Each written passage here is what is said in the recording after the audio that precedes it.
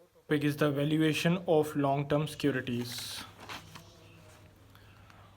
This is the distinctions among valuation concepts: liquidation value versus going concern values. Liquidation value is the amount of money that could be realized if an asset or a group of assets it's sold separately from its operating organization. This values is in marked contrast to the going concern value of a firm, which is amount the firm could be sold for as continuing operating business.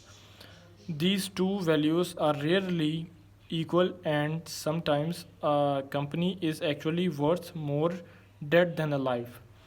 A security valuation models that will discuss in the chapter will generally assume that we are dealing with going concerns operating firms able to generate positive cash flows to security investors in existence where the assumptions is not appropriate. For example, in impending or the bankruptcy is the firm liquidation values will have a major role in determining the value of the firm financial securities. In this, the book value versus market value. The book value of an asset is the accounting value of an asset. The accounts, the cost, the minus its accumulated depreciation. In general, the market value of an asset is simplicity, the market price at which the asset or a similar asset trade in an open marketplace. For a firm, the marketplace is often viewed as being is the higher firm liquidation or going concern value. Market value versus the value intrinsic. Based on a general definition for market value, the market value of a security is the marked price of a security. And the other value is the security. On the other hand, it what the price of security be if properly priced based on all the factors bearing on valuation assets remaining. The bond valuation is a long-term debt instrument issued by a corporation, government. Face value, the stated value of an asset. The case of the bond, the face value is usually $1,000. Coupon rate is the state rate of interest of a bond, the annual rate in payment, dividend, or divided by the bond's of face value. So we have to see the coupon rate. The coupon rate or nominal annual rate of interest is stated bond the company pays by the holders $120. The perpetual bonds console a bond that never matures a perpetuity.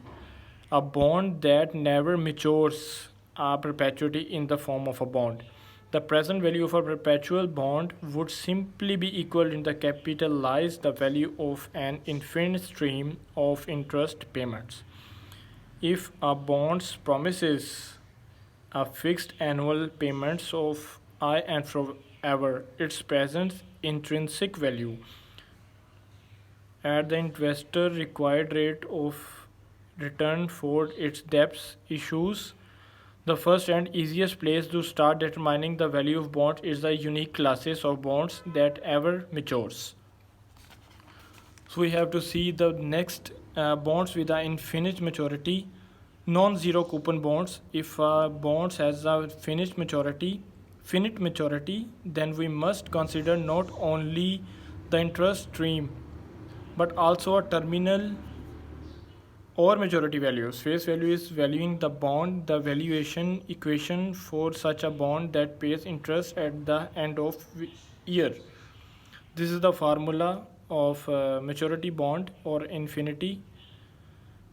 In this we have to see the values. It is the referring to the table number 4 in the appendix and the back of the book. We find the percentage. So total percentage is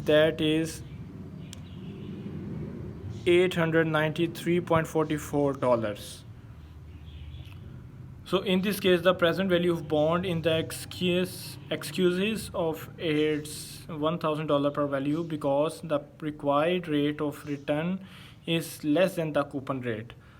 Zero coupon rate, and this is the semiannual compounding of interest.